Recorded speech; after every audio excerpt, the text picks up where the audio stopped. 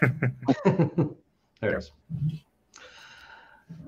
Hello, everybody. Welcome back to another episode of the Illinois Green Party series. I am your host, David Rych, with my co-host, Calvin Tomaschko. Calvin, how you doing? It's another great evening. I'm excited to talk. This is a cool one. This is a very, very cool one. I want to thank Anna, our behind the curtain Wizard of Oz, if you will, who just found this remarkably cool gentleman, executive director of a remarkably cool organization, Veterans Off Grid, Ryan Timmermans. Is that right? Do I have that correct? That's correct. All right, Ryan, thank you so much for coming on. Seriously, this is an extremely cool idea, and like we were just talking off air, I don't think most people imagine these two things being combined, helping veterans, ecologically or via ecology or social programs like the low-income housing that we were talking about. But again, like, why not? It's a great idea. So why don't you go ahead and tell us about the history of the organization, when it started, who started it, why they started it, and kind of just bring us up to date here, and then we'll go from there. Awesome. So it really started when I went to Afghanistan in 2012, and there was a guy who took my place on a mission. I had a back injury, and he went out on the mission with a bunch of other guys. Their vehicle got hit by an IED, and they all died. Wow. And I came back with that guilt. I mean, that should have been me. That should have been my place to die. Right. And he had a family, he had a kid, and they don't get to grow up with him, and so when I went to the VA to try to get some mental health help, because I was spiraling downhill, I felt like an alien in my own country. I had experienced war, and nothing really mattered. Everything felt hollow when I came back. And so I went to the VA. It was an 8-month wait to see a doctor. When I got there, he said, I'm really sorry, I'm a volunteer. I'm just trying to help the backlog. And give me your top 3 problems, and I'll give you referrals. And I said, okay, cool. I'm a good soldier. Yes, sir. When's my referral for these top 3 problems? And he said 3 months from now. And at that point, I mean, I was considering checking out of life. We're losing 22 to 24 veterans a day to suicide, more than we are even in war. Right. So I had lost my will to live. And the VA, it didn't seem like that was the place that was going to help me to get back to who I was. 2 days later, as I was considering, like, what do I do? Like, how do I get myself some help? I got a call from another person who graduated with me from my intel school in Fort Huachuca, and she was back in Afghanistan. And she said, hey, I've got a job for you. You're my top choice. Do you want it? I said, yes, please. Like, get me out of the country. I don't know why I can't be a civilian anymore. I don't know why I'm struggling. I don't know why I've lost the will to live. My mom, when I came back, she said she didn't know how to tell me, but the light had gone from my eyes. Wow.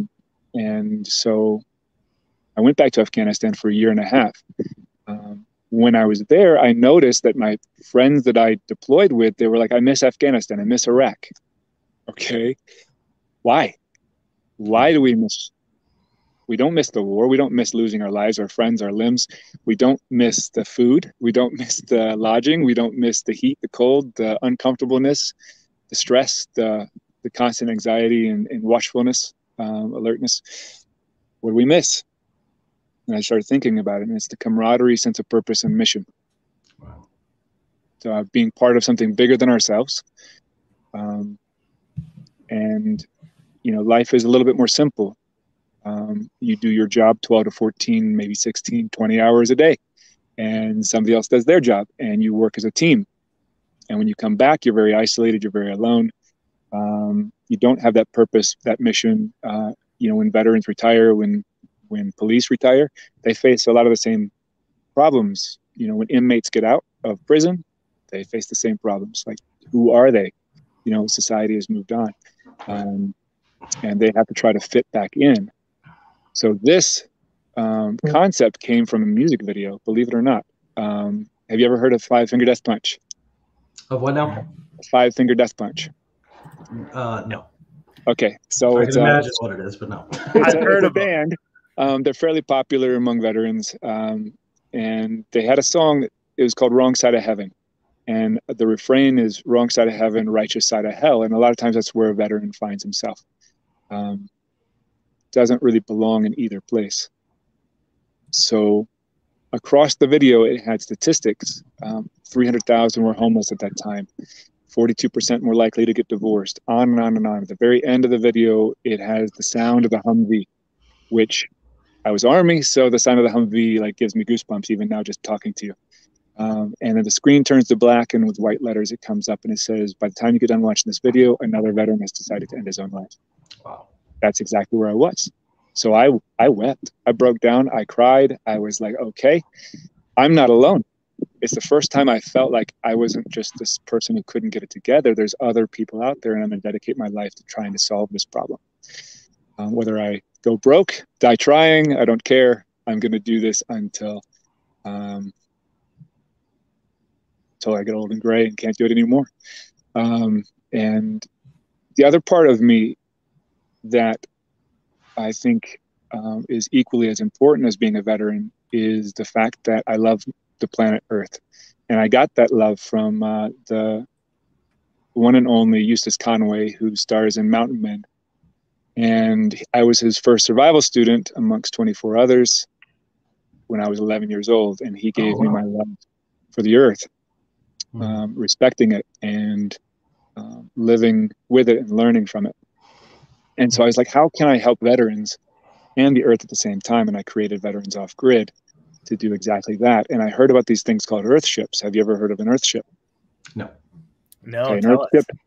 An Earth ship is made out of recycled materials like tires, glass bottles, things like that. It has 6 principles. 1, it's made out of recycled materials. 2, it creates its own energy through solar, wind, and then it stores it with battery systems. So you're completely independent of the electric grid. 3rd, it recycles water from rain catch. So as the rain hits your roof, even in a desert, it collects in a cistern, it purifies through the house. You shower with it, you wash your hands with it, with the water, it goes down the drains. That goes to the front of your house where it feeds the plants.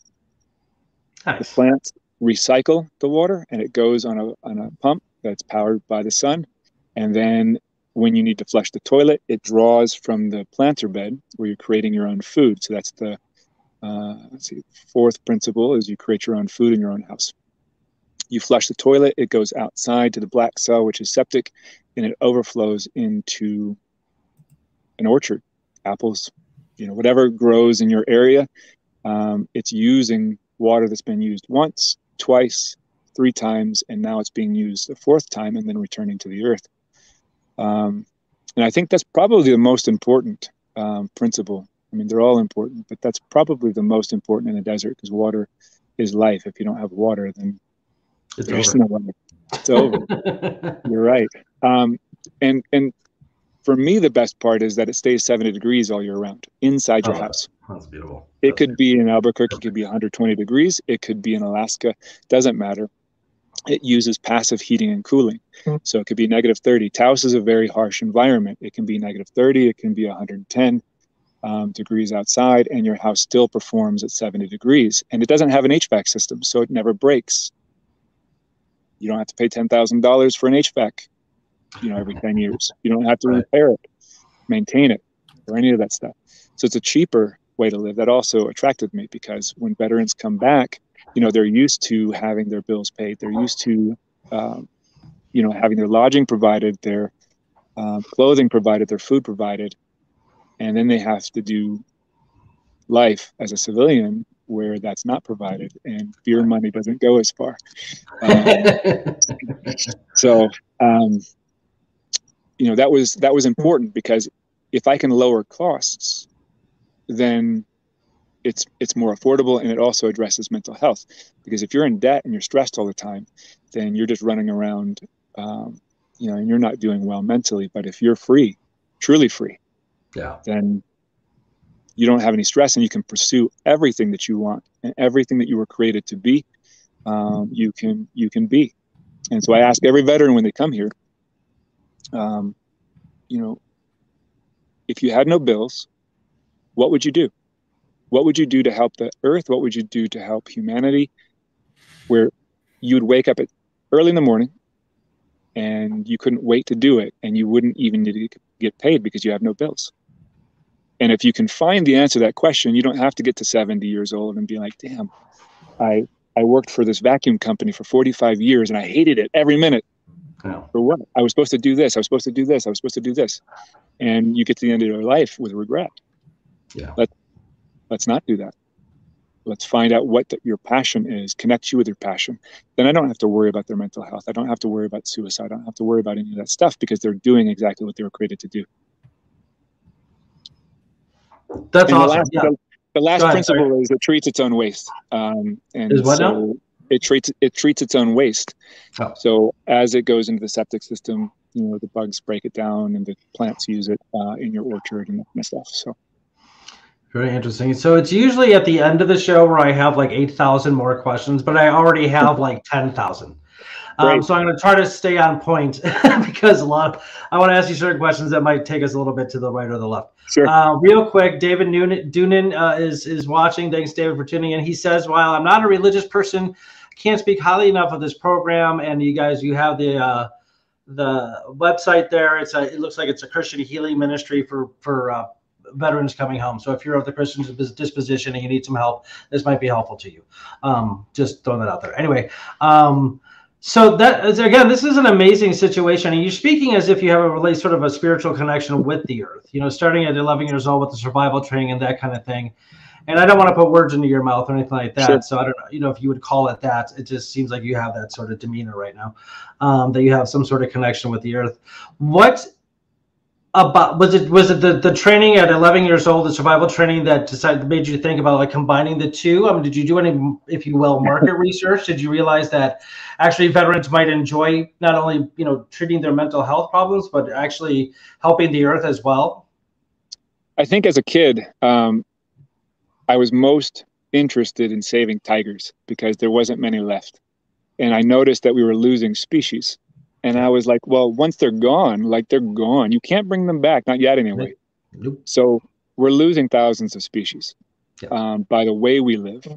And that's not good for anybody because ecosystems depend on each other. If you have a problem with one part of the ecosystem, it affects everything else. So I think the tigers, in WWF, Wildlife Foundation, whatever that was, whatever their advertising was, it worked on me as a kid. And then I saw how Eustace Conway lived in the woods. And I remember my mom always watching PBS and being like, Eustace Conway's on, and don't be like Eustace. He can't find a woman to live in the woods. and now I'm in the desert doing off-grid living. If my mom said that to me, I'd be like, sign me up. I'm out of here. But I wouldn't call the connection a religious connection. Okay. But it's more of a scientific. Okay. We all depend on the earth, and we do big ag, and big ag has convinced us that's the only way to feed the planet. But is it? When we're destroying our soil, when we're destroying the bugs that are adapting to the new GMO strains, that now we're monocropping. And I mean, I can go on and on and on and on about how ag is literally poisoning our bodies through glyphosate and through picking the vegetables before they're actually ripe, before the nutrients have actually gone into that. It's subsidized and it's cheaper. And I don't know if you can, let me see if I can show you, where am I? Do you see that structure in the back beyond the teepee? Yep. That's our greenhouse. And nice. we grow our own food. It's proven scientifically that when you get your hands in the dirt, there's this chemical that goes through your hands and it makes you feel well. So everything about this program is dedicated to trying to help veterans without filling them full of prescription medications. I'm not trying to say, hey, don't use medications if you need it. But if there's a way to not have to use them, that's the preferred route. Because, my mom, I mean, she was in, I think she had some sort of antidepressant for 7 years. She went off of it and she got hives every time she went off of it. Her body is now addicted to it. That's not how we were meant to live. And I love my mom. And I think that a lot of people are in similar circumstances. But if I can help a veteran feel normal again, through different passive ways rather than active ways, that's winning the battle. And the way we do that is, what did we do in the Army? We ran our asses off. And sometimes we ran so much that we would puke. Well, we tend to leave that stuff behind. Anything that we didn't like about the military, we try to leave behind. The things that we liked, I mean, exercise is good for your body. So we build earth homes. Earth homes use exercise. We use shovels and sledgehammers and all kinds of things. So as we're helping each other, we're exercising. Not exercising till we puke, but exercising in a good way. That's probably better. Yeah. We're treating each other with, nutrition. So we're eating tomatoes and cucumbers that are grown right here without pesticides, right in the middle of the desert, with mostly rainwater. Nice. That we've caught from the roofs of our structures. So being around each other and building together is part of the healing process as well, because what did we do in the military? We accomplished our missions not alone.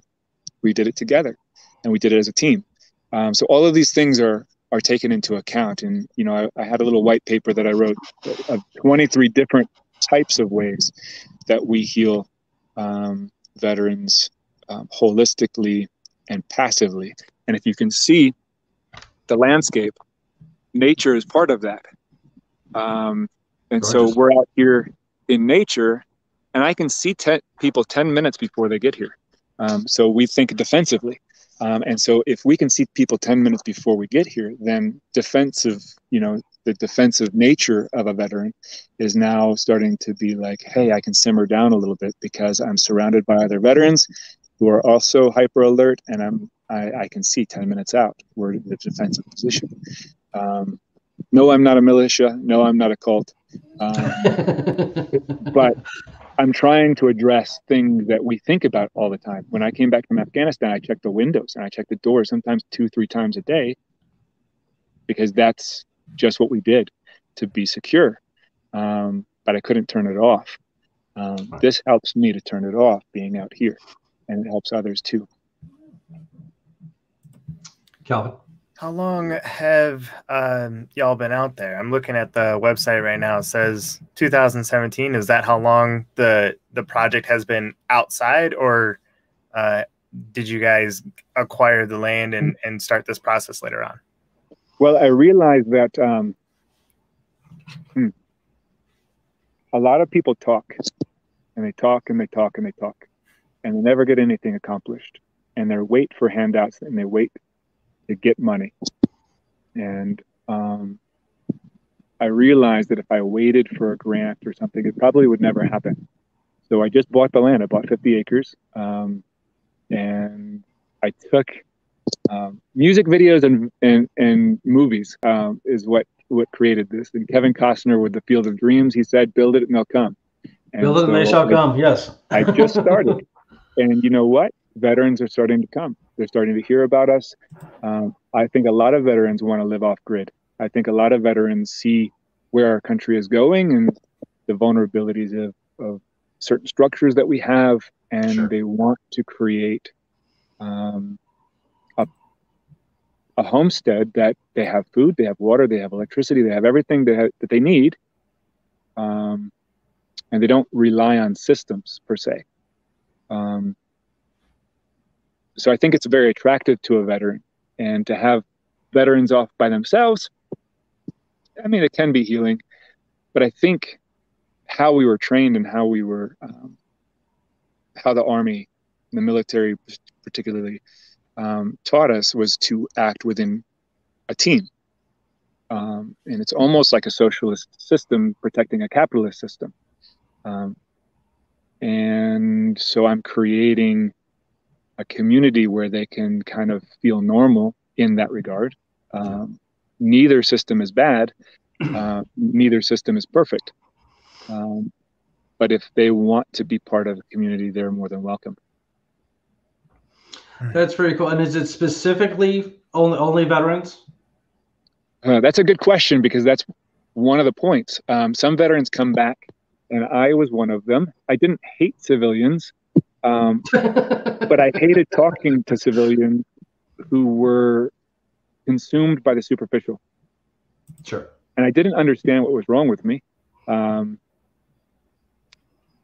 I didn't want to talk about anything that I used to want to talk about. But I came back different. And I think veterans, we can't see ourselves necessarily from outside of ourselves. And so I think we isolate from civilians who want to talk about Snooki or the Kardashians or how their coffee was made badly that morning or the traffic was so heavy it ruined their day and da-da-da-da-da. I mean, if you talk to a veteran who was in a combat MOS and they were pulling their friends out of burning Humvees, that's a bad day. They probably want to forego any talk about petty nonsense. I get it. Yeah, and everything kind of feels hollow and pointless. And so that's why you have veterans, I think, living in the middle of the woods for 20 years, because they just don't want to deal with that.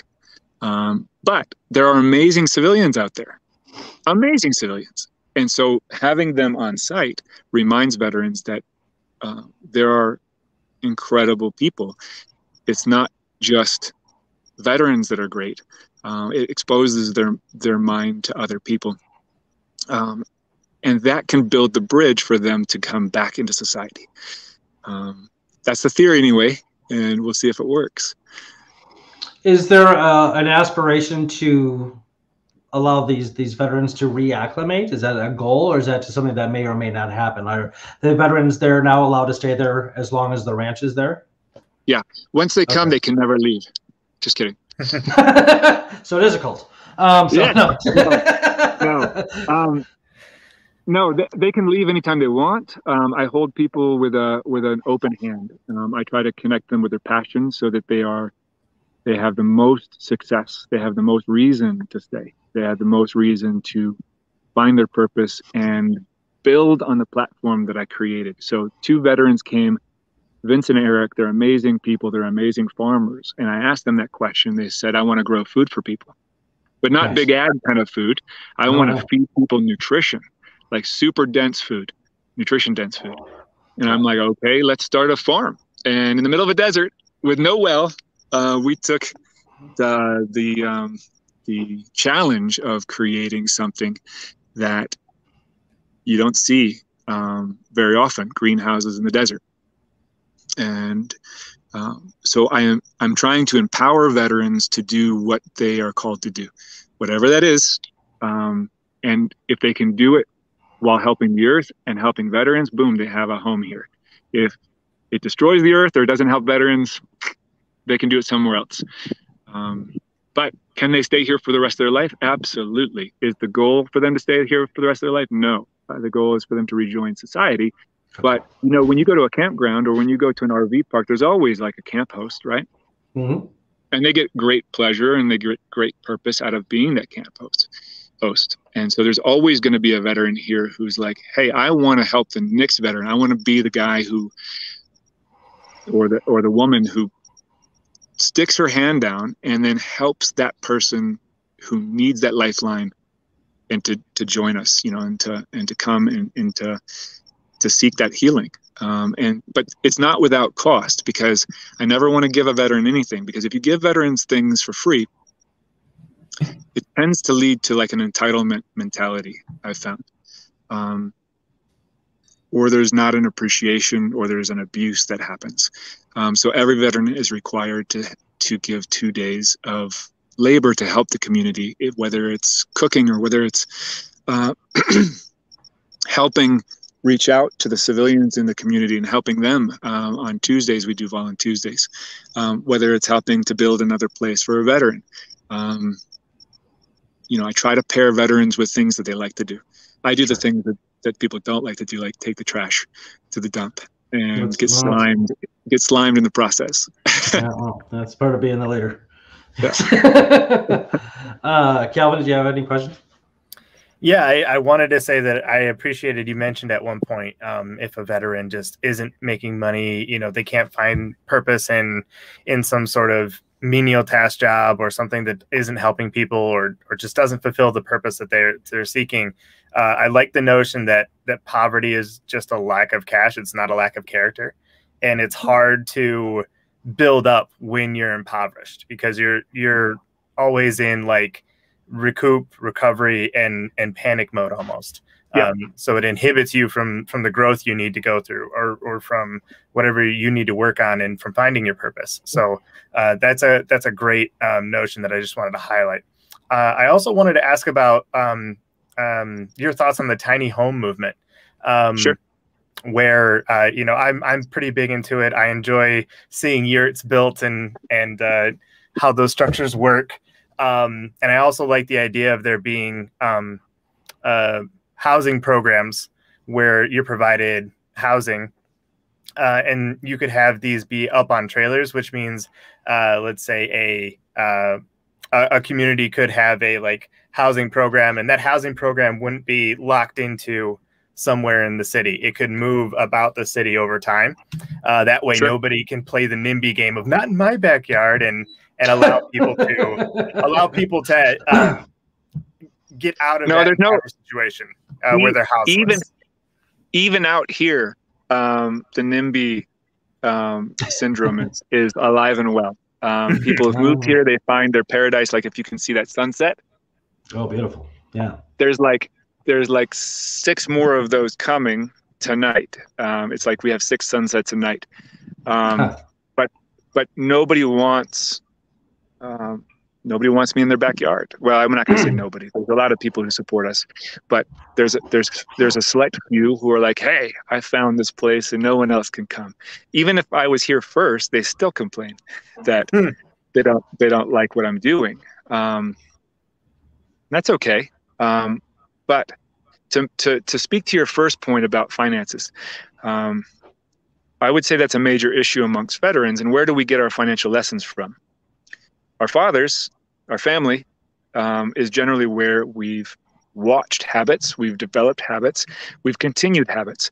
And there's a really good book on that called Rich Dad, Poor Dad by Robert Kiyosaki. And so something that we also help to impart is financial literacy. Dave Ramsey has an amazing program that he donated 100 copies to the 101st, and I was lucky enough to snag a copy when I was over there. And I was lucky. I had a dad who had amazing financial habits, and he passed those on, whether he wanted to or not, or tried to or not, to me. And so those are kind of things that we also try to impart to people who are here, is how to manage money, how to invest, how to save, how to budget, things like that. Tiny house living and living on veterans off-grid cuts their bills considerably. So now you have more time, and time you can then use to make more money, and then use that money to make more money. Right. But why? The question is always, why do you want more money? And I try to help people say, well, so that I can help people. I can help more people with more money. You know, money is not the root of all evil. The love of money is the root of all evil. And that's what people forget. It's not the money that's the enemy. It's just a tool. You can use a shovel to whack somebody in the head, or you can use it to build a house, right? So it's how you use the tool. And so we try to help that. And you asked about tiny homes, and I was all about tiny homes for a while. We still build tiny homes, but not what you're considering, I think, in your mind when you say tiny homes, the tiny homes on wheels. Yeah, that's one version. Yeah. Yep. And, you know, I was going to have like almost like a manufacturing, because they were really popular. They were gaining popularity. We could make tiny homes here that would employ veterans, and then people could have tiny homes and drive around the country. And a very wise man with Foxhole Homes said, you already have like 5 million tiny homes that are out there. You don't need to build them. I'm like, what? No, it's new. It's a new concept. He says, no, they're fifth wheels and RVs, campers. Oh, they're already there. Yep. You just have to renovate them. and they're built light. They're built to travel. If you build a tiny home now, you're spending so much more gas towing that thing around. And I took a college class, and I'm not sure I agree with the premise completely, but at the time, I think it was probably true.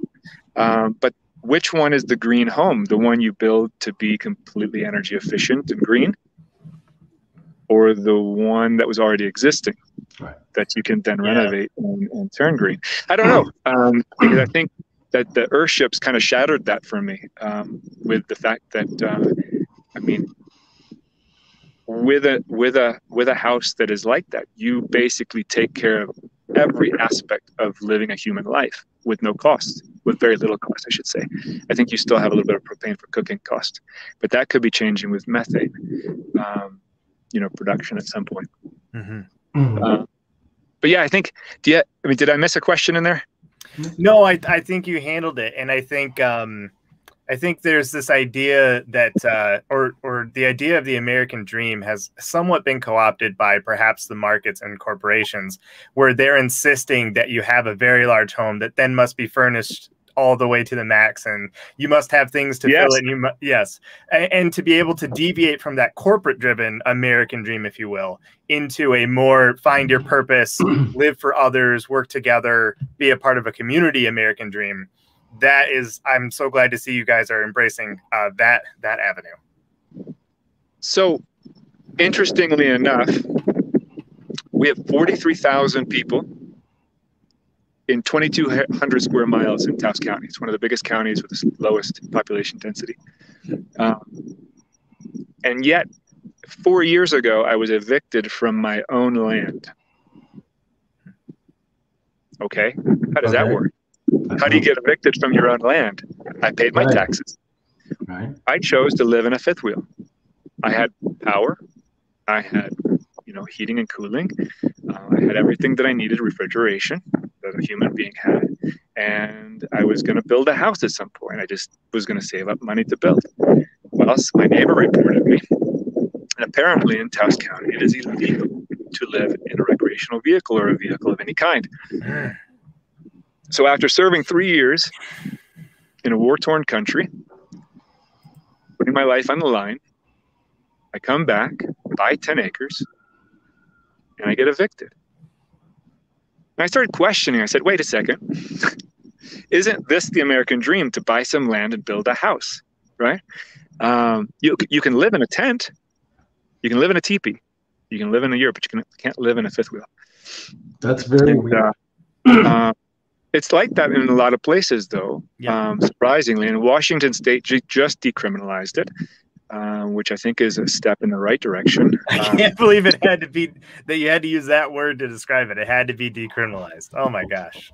Yeah, and and maybe that's not the right word to use, but I think it fits. Yeah, it's just like on your own land, right? Like if you don't, and I started asking questions like, my mom, when I was 3, you can imagine like her frustration with me. My favorite question is why? Why? If rules are there, why? Right. And then do they serve humanity anymore? And we tend to make rules and never take them off. And so you become a criminal. You're a criminal, actually. I'm a criminal. We just don't know it, which rules we've broken. We've broken something. And I try to break 2 or 3 every day personally, but okay. But then it's selectively enforced, and so now you can enforce it on some people, but not on others. And like if I don't pay my taxes, they take the land from me. But then I have to ask permission to build something, and then they tell me I can't build it or I can't live in something. Then do I even own it? Did I just get tricked into spending however many thousands of dollars on land that's not mine? The king didn't say I had permission, so I can't do it. I don't know. I'm still thinking about that. But it's bizarre. Henry David Thoreau got jailed because he didn't pay his property taxes because it was new, and he's like, that's not legal. You can't charge me taxes on land. And then they threw him in jail. He says, yes, we can. And his friend bailed him out. Right. Well, the government, has all the gun so they can do whatever they want, which is unfortunate, which is not the way it's supposed to be. I get you. So it is a bit of a paradox, or a kind of definitely an irony to think of, like, it's my property and you just kicked me off of it because you don't like the way I'm living on it. It's a very odd thing. Did you get the property back? Were you able to sell it at least, or what happened there? No, I wanted to show you this because you guys are the Green Party. Yeah, that's cool. And so this right here is not gravel. That's glass. It's glass. That's glass. Yeah. People aren't going to stop drinking beer. And this is what I've used on my road because it keeps my road from becoming quicksand and the traditional mesa road. Interesting. It was practically free. The county crushes it, and now they put it in a big hole in the ground called the dump. But there's nothing like small towns can do to recycle glass. If you look on the internet and Google, are we running out of sand in the world? Yep. Strangely enough, we're running out of sand. Doesn't seem possible, but the sand that they're talking about is the one with edges. Guess what glass has? Edges. Glass has edges. So we started to experiment with building out of glass instead. I can't get my camera to actually do that. So we started building out of glass instead of sand, and it saved us money and created houses. And so we're trying to solve so many different problems. It's not just veterans. We're not just warehousing humans. It's not just growing the food in the desert. It's not just recycling. It's not just saving water. It's comprehensively everything, which is why I don't get funded, because it's almost like it's too complicated for people to understand. And I'll give you an example, like HUD-VASH. Do you know what that is? No. Say that again, please. HUD-VASH? No. Okay, how about Section 8? Yes. Heard of that. Okay, yep. Section 8 is HUD-VASH, but HUD-VASH is for veterans. But in order to get it, you have to go through 3 months of like bureaucracy. What homeless veteran can go through 3 months of bureaucracy to get a voucher? So we stabilized them to get HUD-VASH, and we were hoping that HUD-VASH would be like, hey, you've got this amazing way to heal veterans, not just house veterans, but actually address root issues, not just provide a roof over there. Yeah. And so you would think that they would be able to provide funding to pay us to house veterans. Nope, can't do it. Why? We're off grid. It doesn't check the box. And so we're out of the box in every government sense. And so therefore, there's very little government funding that we can apply for and receive because we're doing things that are different. And that's okay, because we're going to do it regardless if the government helps or not. Because I realize I have 2 hands and 2 feet. And if we can't rely on government programs to help, then why don't we help ourselves, right? Yep. Absolutely. Yeah, you're actually meeting the definition of mutual aid. I assume you're familiar with the concept. And it's really interesting that a veteran group is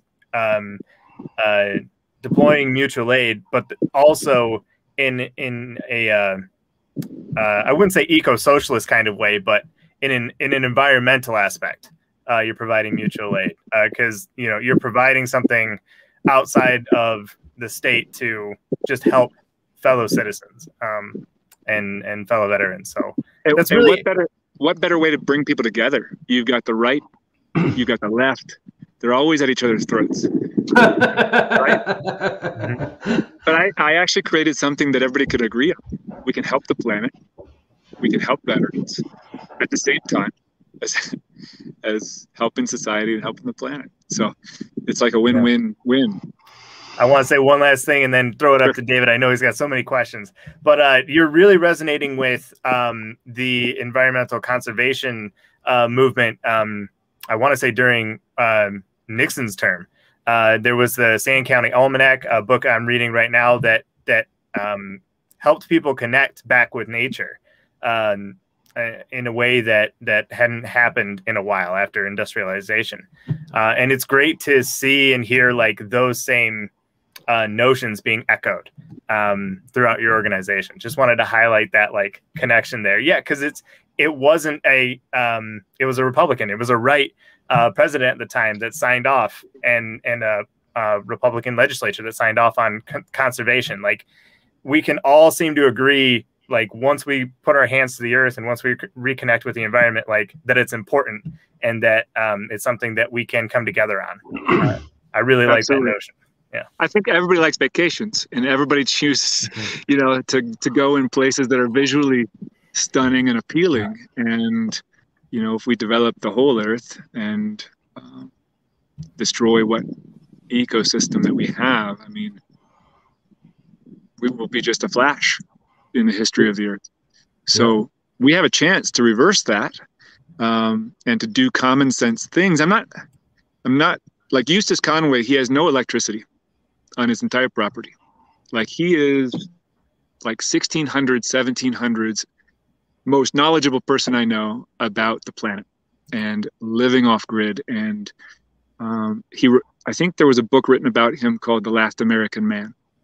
This guy went into the woods, cut 5,000 cedar shingles by hand from cedar trees, and attached them with nails that he made himself in his blacksmith shop. Okay, you can't get much more manly than that, right? It's pretty macho. Yeah. But I'm not such a purist in that. I think that, you know, there's a challenge to that, because I think people like creature comforts. They like electricity. They like, you know, having their blended smoothie in the morning or coffee or whatever. And I think that can be done, but in a sustainable way, right, where we're not going to trash the planet. We're not going to consume ourselves into extinction. And I remember in college, with one of my roommates. He's an amazing guy, so don't judge him. But okay. You know, he would brush his teeth, and he would leave the water running, and then he'd go talk to his friends while he's brushing his teeth, you know, for 10 minutes, and he'd come back and turn off the water after, you know, 10 minutes or so. I would come behind him and turn the water off, and he'd come back 10 minutes later. He's like, "What are you doing?" I'm like, "What? You didn't need the water for 10 minutes. It was just running." And I turned it off. He says, "Oh, we have plenty of water." And we find that now we don't. I mean, right. Pure water is one of the scarcest things on the planet.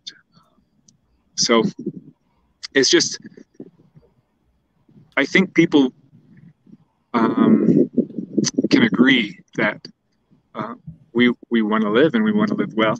And I think that living alongside the earth is the best way to ensure that our grandchildren have something to marvel at like we did. Absolutely, and that's very well said. You know, a lot of people, like, we get stuck thinking about merely what's in front of us and not the fact that there are future generations up and coming that we need to provide for a good, healthy environment for all of them, and keep it going as long as we can. This is really interesting stuff. I just love the idea, the simplicity of it. I've always been the lack of superficiality, as you brought up earlier in the show.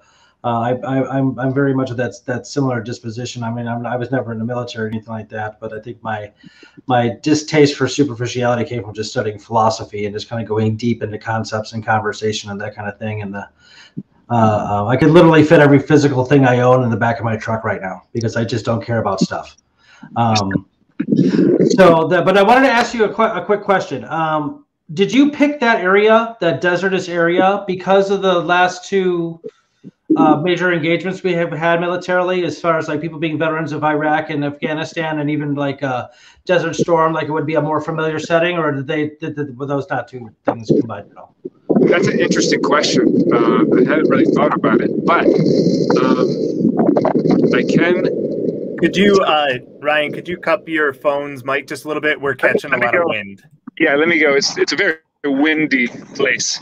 Yeah, the desert. Let me go in the car real quick. So,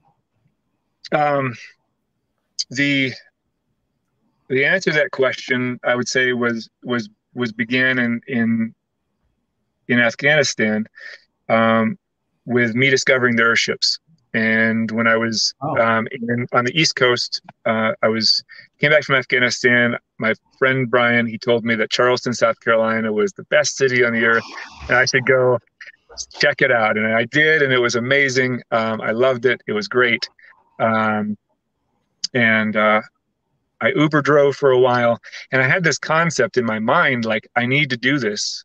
And as I had captive passengers in my car, you know, they would ask me, what do you do for your real job? And I'm like, well,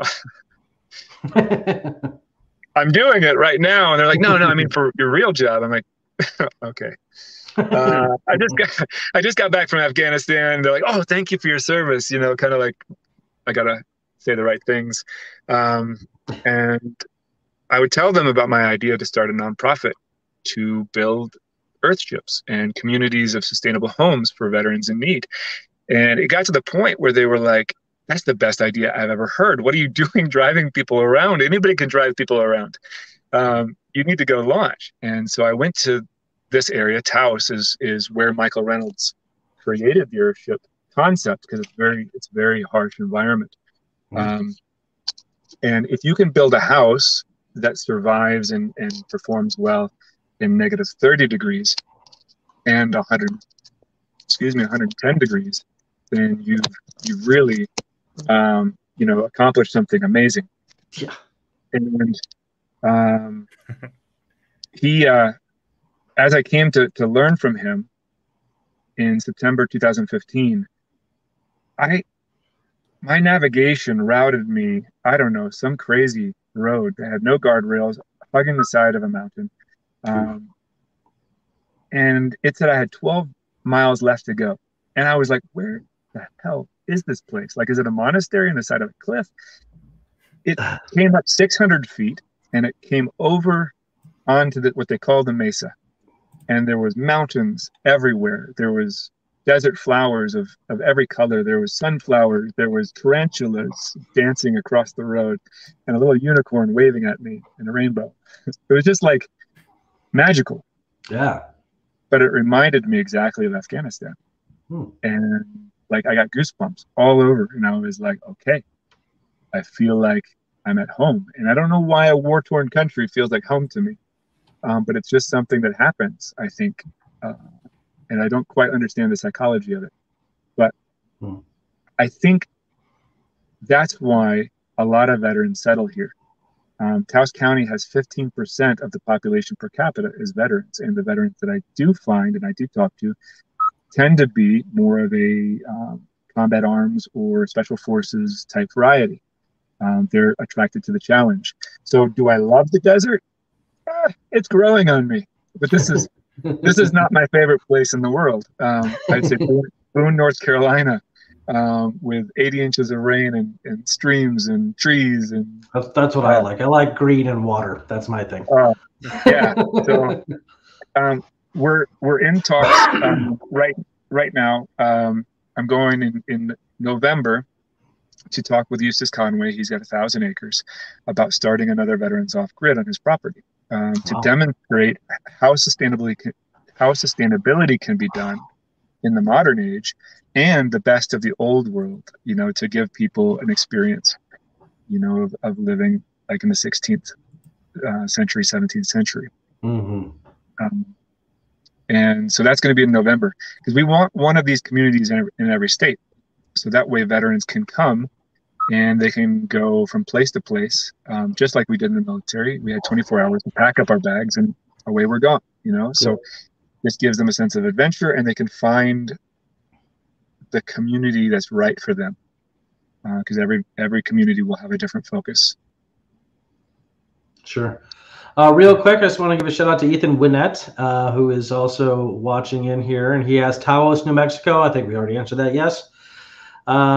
He said that's a great way to live. There's a veterans farm in Lake County, Illinois, in Wadsworth. Okay, very cool. That's my area. And Molly Mae Brady is also tuning in. Hello, Molly. Thanks for watching. You mentioned something earlier about how nobody. You do have some support from the local communities and that kind of thing. Could you elaborate on that? Like, And he also, like, you said that, some people like just don't want you there. Like some people, locals probably think you're some bunch of weird hippies in the desert doing weird stuff. I don't know. So whatever.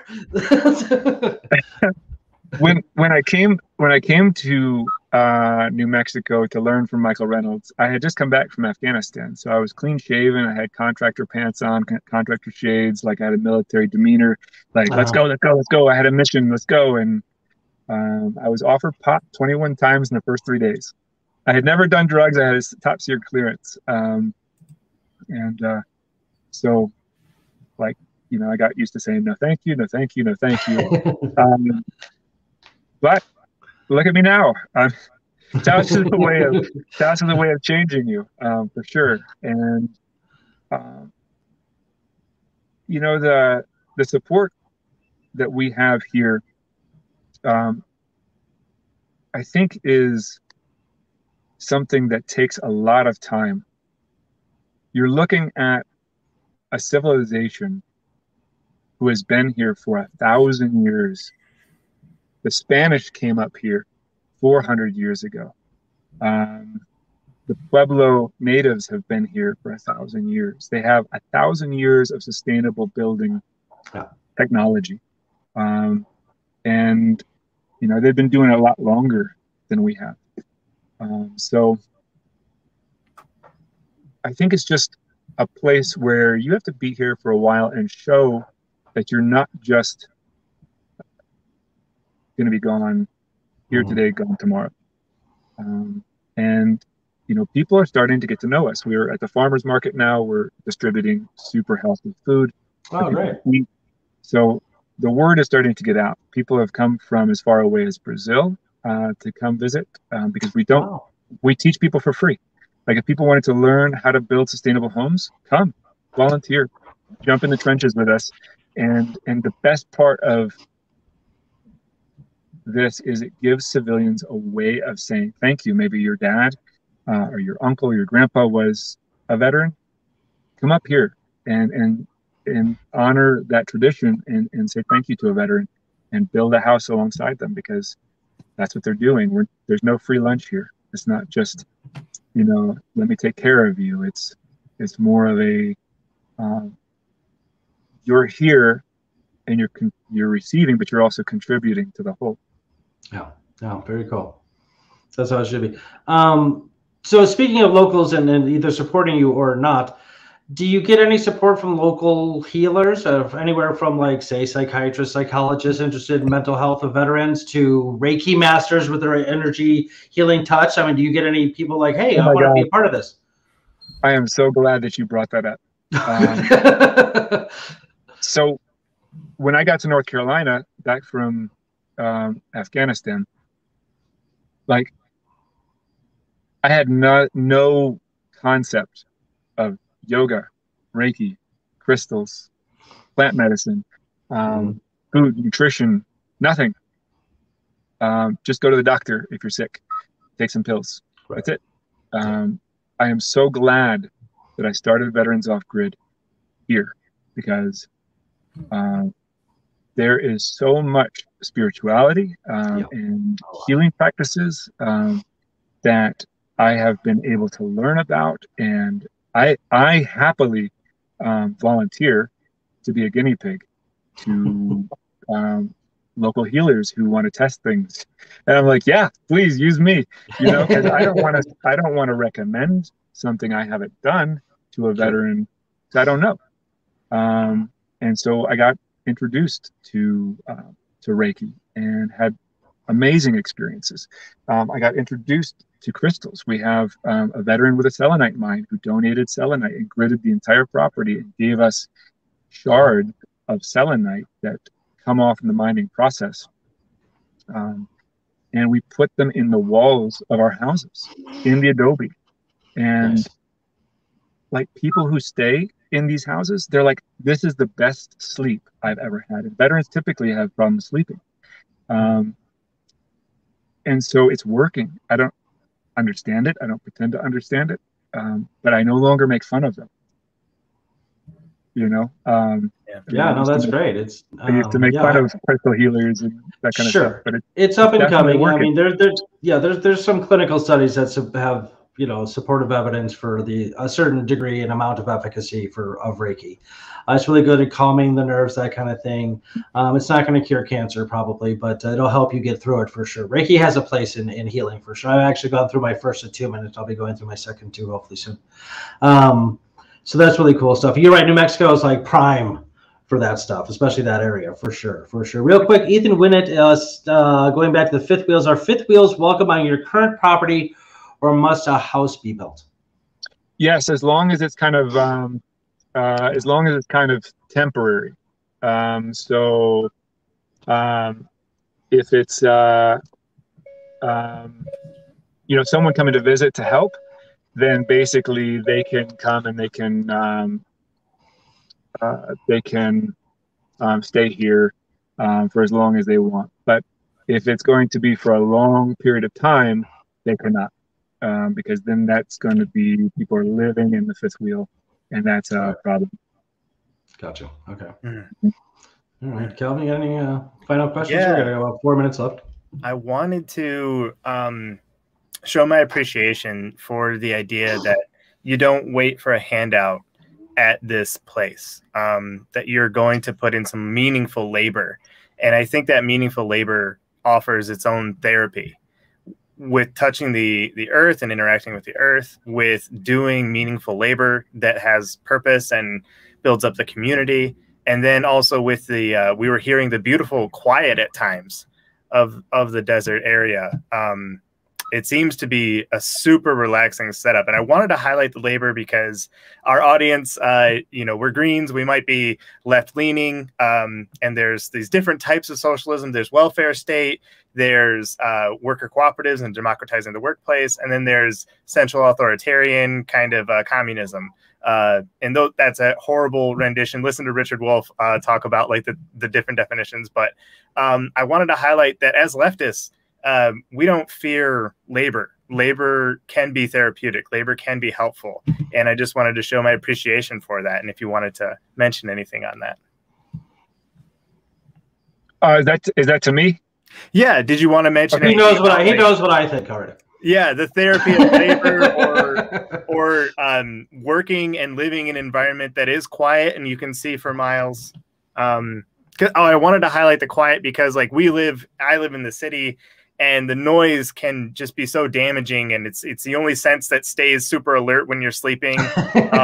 Like the sounds in this scape are terrible, and I'm very envious of the sounds in your environment. Yeah. I'm not sure what the question is. I think you wanted to respond to that notion of like therapy through labor and how beautiful and quiet it is there.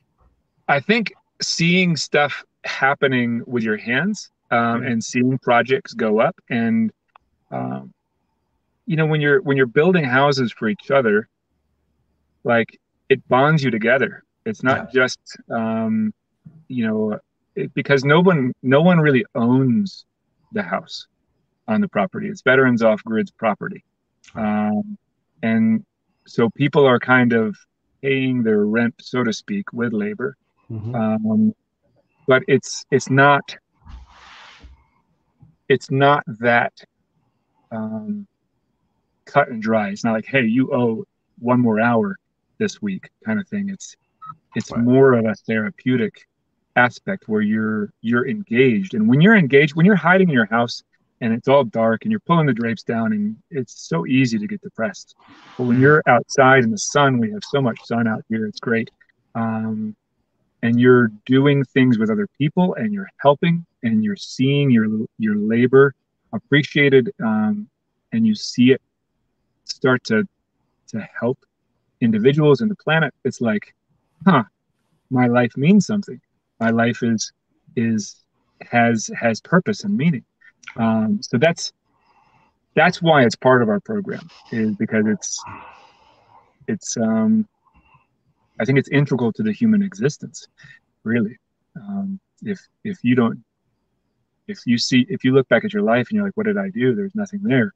Then it's kind of daunting, and it's easy to feel bad about that. But if you look back and you're like, oh, look at all these people I helped, and look at what I built, and I think that's why people volunteer. And you know, most veterans they join the military to serve their country, and when they get out, I know in my personal experience, like I didn't have that anymore. I didn't have that service. So having something where we could then go out and serve was important. That's amazing. That's really great. Unfortunately, we're at the end of the hour. That flew by. Wow, because that was extremely interesting. I mean, I was just glued to everything you were saying. That's awesome. I hope we can get you on again. And I'm not saying that because I say that to all our guests, but I really have a lot more to discuss with you. I mean, a lot more. So thank you, Ryan Timmermans. Yep, you got it. Thank you so much for everything that you do, your service in the military, to what you're doing here with Veterans Off Grid. Siri, this is an amazing organization that you founded. And again, thank you. Just a real quick, one last question. So when things go to hell, can Calvin and I, napping veterans, just go there and like hang out? Surprisingly enough, that's all part of the plan. So you're more than welcome. All right, good.